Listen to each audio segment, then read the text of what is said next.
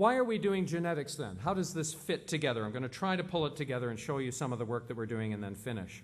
Well, we're looking at the monogenetic forms, conditions caused by a single gene, to understand the mechanisms of cell death and to try to develop disease-modifying therapies.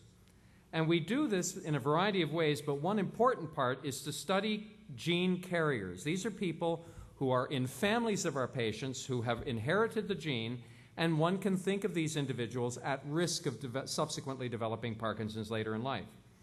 We may be able to take advantage of these individuals to define some of those biomarkers that I showed you or talked about, to assess the disease as it develops in the earliest stages, to look at whether there are environmental factors that might predispose, if you have a gene, predispose an individual to subsequently developing it, and maybe eventually looking at these individuals when we have disease-modifying or neuroprotective therapies.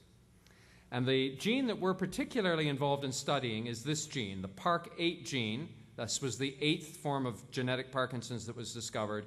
And this is the LRRK2 gene, or the LRRK2 gene, that's inherited in an autosomal dominant fashion, meaning it's transmitted from one generation to the next to the next. So for example, I'll just show you a couple of things that we could do. This is one of our families with LRRK2 gene. Everybody that's black is a patient with Parkinson's symptoms. Everybody that's white doesn't have the symptoms as yet. What was interesting about this family is that they have the commonest mutation ourselves and others have discovered. It's short form G2019S.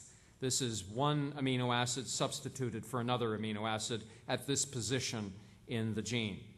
Interestingly, this family inherited 2 different Parkinson genes. Not only did they inherit the LRRK2 G2019S gene, they also inherited a gene for Park2, the Parkin gene. And some of them had just the 2019S, and others had both genes. And so this is a family where we can study the role of different genes combining to cause the disease. This is another large family with the LRRK2 gene, and you see here the affected individuals at this generation and the previous generation. Now look at the number of individuals we have that could be at risk of inheriting. Everybody in red here is somebody that has inherited the gene. Now, we can study these people very carefully, and many of them have agreed to allow us to visit them in their homes. We've traveled all over North America to study them, and we're now prospectively evaluating these individuals for clinical features, smell testing, depression, movement, etc., to try to define who might develop the disease. Now, one of the things we'd like to do, as I say, is predict who's going to develop the disease, but that's harder than it might seem. Here's the underlying degenerative disease process. But this is covered up considerably. I can't look at your brain under a microscope now and tell you that you've got early disease. This is clouded by just the simple fact that I don't have access to your brain.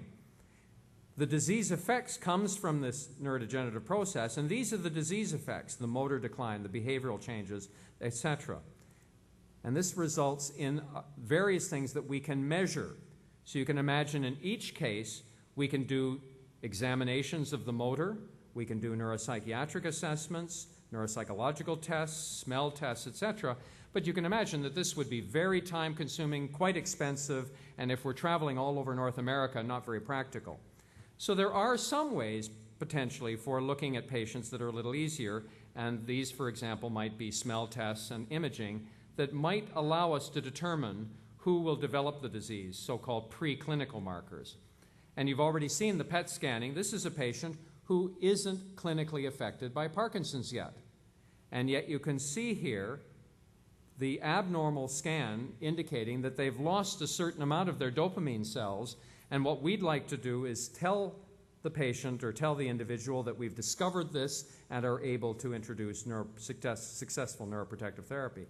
The trouble is that neuroprotective therapy is seeking for the Holy Grail, and it's been very, very frustrating in our field, and it's the Monty Python approach has been rather difficult in terms of defining effective treatment.